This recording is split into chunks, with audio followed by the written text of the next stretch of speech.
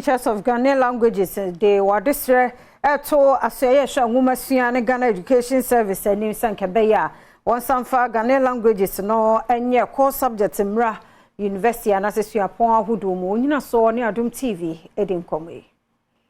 Cecilia Tomichin, head of Enzema Unit College of Educations, University of Education Winneba, Onukroyanso, Treasurer, Eda Association of Teachers of Ghanaian Languages, and no, now they are the stray Edso Association Womesia and Ghana Education Service and Sebeya, and Ghanaian language, your core subjects, Suku Awudwomun, one fire and call Siapon Awudwomun. Now one shesa addition fonso ebesia. Or the same way to Joe Abra Fim Penunia Dunumi and National Delegates Conference, a course so.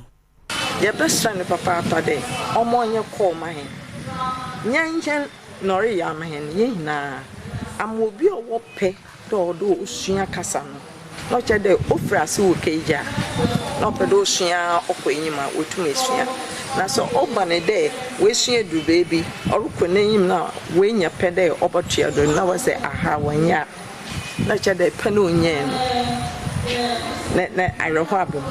And Rechi. Professor Charles Ewi, your Faculty of Ghanaian Languages, University of Education Winneba, and so Ekadetu also say, Mubenya pa se Ghana ni abofre bia, ebetimi asua, yekrum kasabako, no chirimu se enwomesua ekoso wo my Ghana mu no, emma adusuafo kwan, emma wo mo ensua o my Ghana nkasa.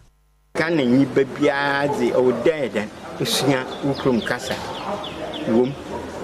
Nti de ye addition when she shabia on Kapa, Ghana Casa Kahunzi. Not there, Yeri Yan. The Krakra and Dr. Pascal Podo, coordinator of the Postgraduate Studies College of Languages and no University of Education Winneba. Editor just say a Kamia say Akadia Babuama Dusiania de Chako Swanti, and I say Humesia, and one same bebre and senti on impenny for and Kamum Sabaya, Obitimi, Abuano Wenyasa, and Yamanu Ebi.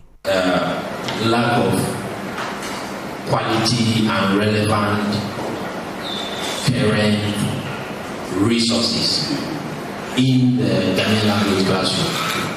I think it's a very unfortunate situation that we find ourselves because we are turning out Ghanaian language teachers in the hundreds every year.